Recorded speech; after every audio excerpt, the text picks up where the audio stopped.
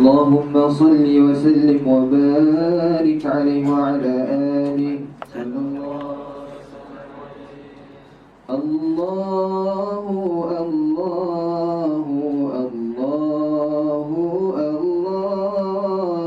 الله الله حبيبي رسول الله akhlak Nabi kita agung bukan jalan yang memujinya Tuhan bukan sebarang. Pujilah Nabimu tidakkan dilarang, bukan seperti Nasara yang ditentang, berlebihan yang dilarang pada puji, yang menganggap ketuhanan pada Nabi. Cukuplah pujian dari Maha Esa, tak terbanding pujian dari manusia. Jika kamu nak tahu tentang akhlaknya, cukuplah jawaban dari isterinya. Kana khuluquhul Qur'an, jawabannya pendek namun bukti kesempurnaannya. Kata guru kami Yusri yang tercinta, bukalah Al-Quran pasti temuinya. Allahu Allahu Allahu Allah Allahu Allah Habibi Rasulullah. Bismillahirrahmanirrahim. Bab pada menyatakan tentang akhlak baginda Nabi SAW.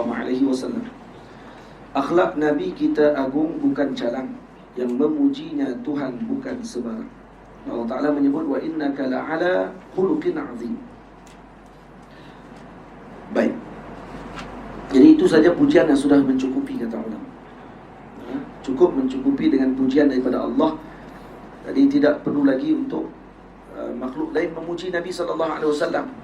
Kalau kata tidak ada orang yang memuji Rasulullah SAW, cukup dengan pujian ini menunjukkan ketinggian baginda Rasul SAW. Itu maksudnya. Pujilah Nabimu tidakkan dilarang, bukan seperti Nasara yang ditentang. Jadi kalau kamu nak puji Nabi, silakan. Tidak akan ada yang melarang kamu perkara tersebut. Cuma yang tidak dibenarkan kita sampai memuji seseorang tersebut seperti mana yang dilakukan oleh Nasara kepada Nabi Allah Isa AS.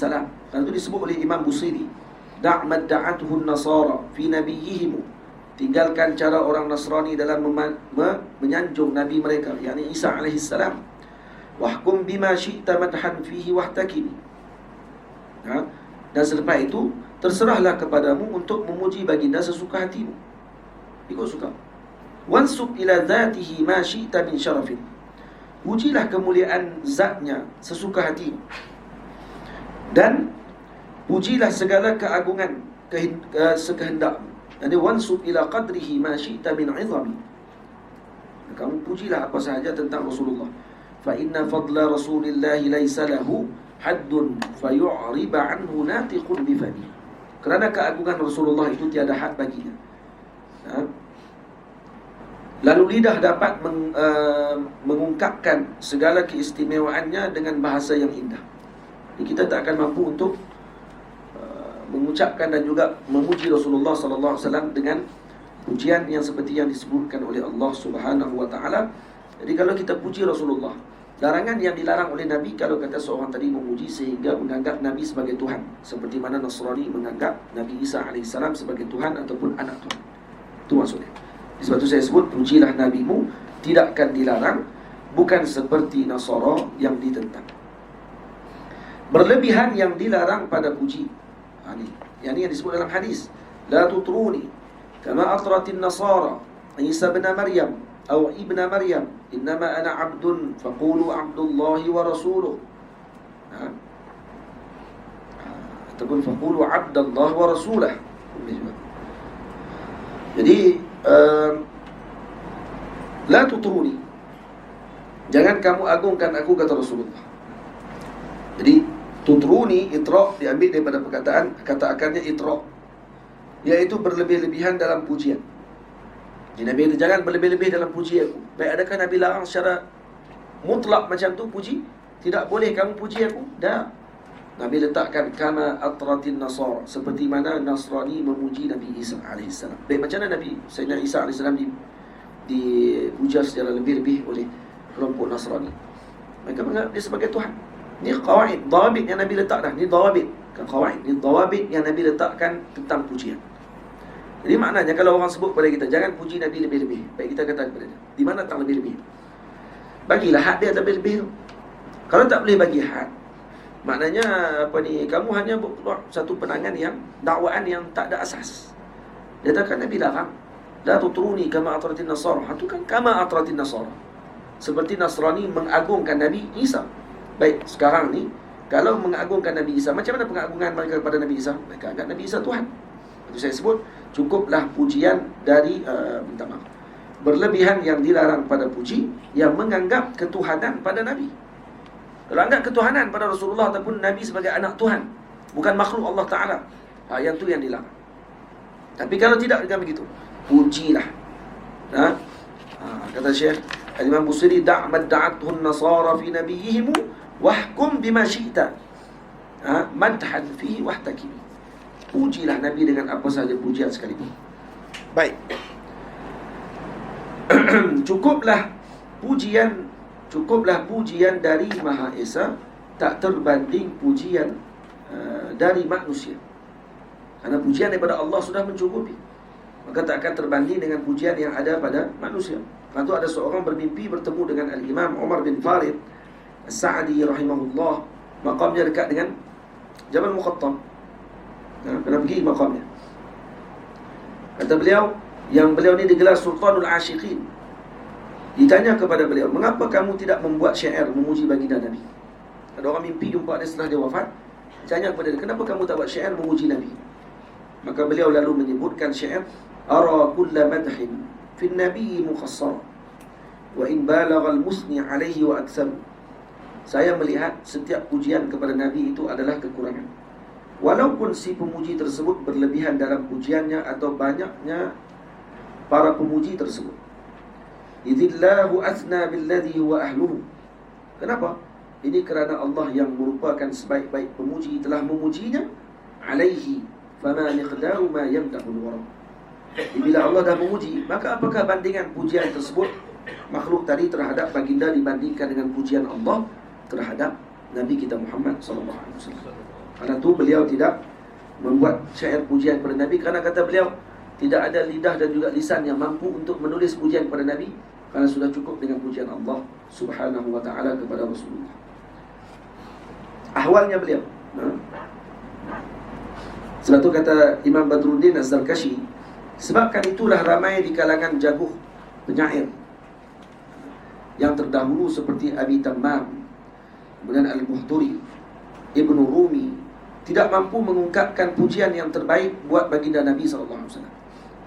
Pujian terhadap baginda Nabi SAW adalah perkara yang paling sukar untuk diungkapkan. Ini kerana martabat baginda Nabi SAW itu lebih tinggi daripada makna yang ingin diungkapkan. Sifat baginda juga lebih agung daripada sifat-sifat yang ingin digambarkan. Malah berlebihan pada pujian terhadap baginda itu masih dikira kekurangan. Bitasarruf. Maksudnya kalau kita berlebihan pun tu masih kurang lagi sebenarnya. Jadi berlebihan yang dilarang dalam syarak sampai menganggap Nabi adalah Tuhan ataupun anak Tuhan. Selagi mana tak sampai tahap tersebut, maka tidak ada larangan untuk kita memuji Rasulullah. Faham? Jadi ini bercanggah dengan kelompok yang tidak ada dawabit. Orang yang tak ada dawabit dalam ilmu, bila dengar je orang puji Rasulullah, tu dia kata ni lebih-lebih ni, puji Nabi ni. Bila orang tanya kat dia, bagilah had, tak mana tak bagi lebih tu. Dia kalau kata ayah pun, kalau kita nak beritahu, jangan buat ini, dia bukan boleh bagi larangan umum macam tu, dia kena bagi had. Kalau tidak anak tu tak tahu di mana had dia. Kan bagilah had. Tak boleh bagi had. Berpeluang itu ya. Tak boleh lebih-lebih. Habis itu macam mana? Tak boleh lebih. Satu orang kata, kamu pun tak boleh lebih-lebih cakap. Satu ya. Duduk diam. Lebih smart duduk diam lebih baik daripada bercakap. Bercakap nampak sangat bodoh. Cukuplah pujian dari Maha Esa, tak terbanding pujian dari manusia. Jika kamu nak tahu tentang akhlaknya, cukuplah jawapan dari isterinya. Kalau nak tahu apa jawapan tentang akhlaknya Rasulullah, tentang pujian kedudukan yang Nabi yang sangat tinggi tadi, cukuplah dengan jawapan Sayyidatuna Aisyah. Apa jawapan beliau? Kana khuluquhul Quran, jawapannya. Cuba baca dia. Kana khuluquhul Quran, jawapannya pendek namun bukti kesempurnaannya. Itu jawapan Sayyidina Aisyah. Sayyidina Aisyah kata apa? Kana khuluquhul Quran. Itu jawapan Sayyidina Aisyah. Bila ditanya bagaimanakah akhlak Rasulullah, maka khuluq Rasulillah kana khuluquhul Quran. Akhlaknya adalah Al-Quran. Al-Imam Murtada Zabidi telah menyebutkan bahawa jawapan daripada Sayyidatuna Aisyah radhiyallahu taala anha, bila ditanya tentang akhlak baginda dengan jawapan kana khuluquhul Quran, jawapan ini menunjukkan betapa tingginya adab Sayyidatuna Aisyah ketika memaklumkan tentang akhlak baginda.